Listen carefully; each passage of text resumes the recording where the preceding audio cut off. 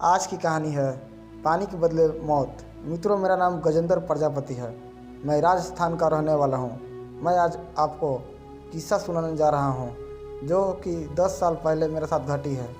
दोस्तों, आपने सुना होगा कि रात को पानी पास रख कर सोना चाहिए।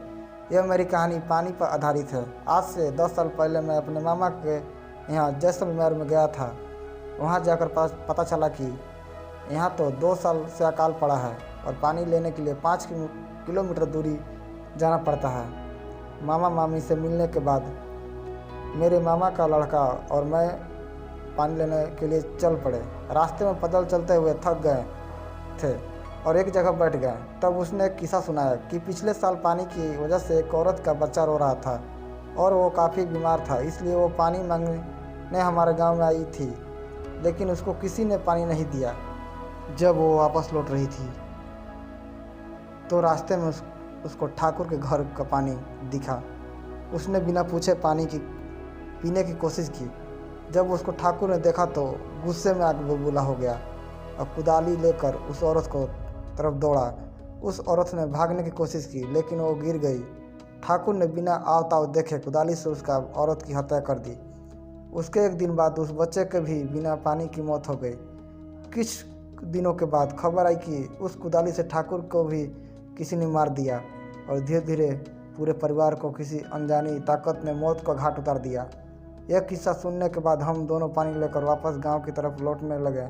हल्का हल्का अंधेरा हो चुका था। अचानक हमारे सामने एक बच्चा आया और पानी मांगने लगा, लेकिन इतनी दूर से पानी लाने के कारण हमने उसे मना कर दिया। घर पहुंचकर मैंने खाना खाया, इधर पेड़ के नीचे पलंग पर सो गया। अचानक रात को वही बच्चा मेरे सामने आया और पानी मांगने लगा।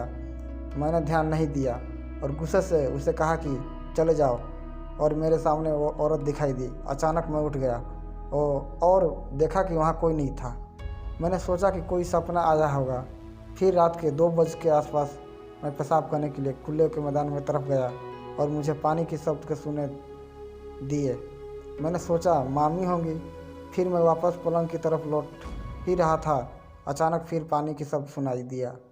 अब मैं गुस्से से आग बबूला हो गया और कहा, कौन है? सामने आओ, अभी पानी देता हूँ। इतना कहते ही मेरे पीछे किसी के होने का अनुभव हुआ तो मैंने पीछे मुड़कर देखा तो एक औरत की कुदारी लेकर खड़ी हुई थी। मैं डर के बारे में बहुत ज़ोर से भागा और रास्ते में एक पत्थर से ठोकर लगने के नीचे गिर गया। उसके बाद जो हुआ जो चमत्कार से कम नहीं था। उस रात हल्के हल्के बादल थे। अचानक कुछ पानी की बूंदें उस औरत पर पड़ी और औरत गायब हो गई। मैं अपनी जान बचाने के लिए प्रभु को धन्यवाद देने लगा।